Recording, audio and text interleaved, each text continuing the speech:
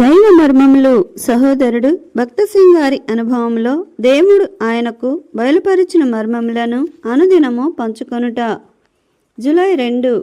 మొదటి శిఖరము. యెహోవా, నీవే నా దేవుడవు, నేను నిన్ను హెచ్చించెదను, నీ నామమును స్తుతించెదను. నీవు అద్భుతములు చేసితివి, సత్య స్వభావమును అనుసరించి నీవు పూర్వకాలమున చేసిన నీ ఆలోచనలు నెరవేర్చితివి. యెషయా గ్రంథము 25వ అధ్యాయము 1వ వచనము. నిశ్చయముగా ఈ భూమిపైకి తీర్పు రానయున్నది. రానయున్న ఉగ్రత నుండి, తీర్పు నుండి తప్పించుటకే యేసుక్రీస్తు ప్రభువు మన శిక్షను తనపై వేసుకొనెను. మేకలు గుచ్చబడుటకై తన పాదములను, ఉమ్మివేయబడుటకై తన ముఖమును, విరువబడుటకై తన శరీరమును అప్పగించెను. ఎన్నిసార్లు మనం ఆయన శ్రమలను గూర్చి మాట్లాడినను ఆయన నిజముగా ఎంత శ్రమనొందెనో, మనలను విడిపించుటకు, క్షమించుటకు ఎంత గొప్ప క్రయమును చెల్లించెనో మనము సంపూర్ణముగా గ్రహించలేము. 2వ శిఖరము. మరెన్నడూను ఉండకుండా ఆయన మరణమును మృంగివేయును.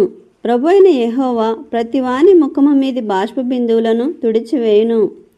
భూమి మీద నుండి తన జనుల నిందను తీసివేయును. ఇలాగున జరుగునని యెహోవా సెలవిచ్చుచున్నాడు.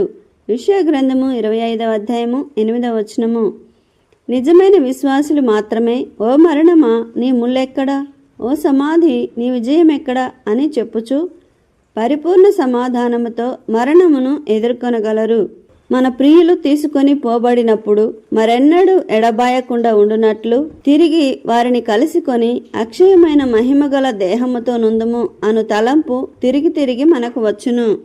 లోకములోని అతి బలవంతుడైన వ్యక్తి సహితము మరణ భయమును తప్పించుకొనజాలడు. విశ్వాసులైతే ఈ ఎడబాటు తాత్కాలికమైనదనియు తిరిగి మన ప్రియులను కలుసుకొందుమనియు ఎరుగుదురు. యేసుక్రీస్తు ప్రభువు మనకు మరణముపై సంపూర్ణ విజయమును అనుగ్రహించెను. అందువలననే మనమిప్పుడు ఓ మరణమా నీ ముల్లెక్కడా, ఓ సమాధి నీ విజయం ఎక్కడా అని చెప్పగలము.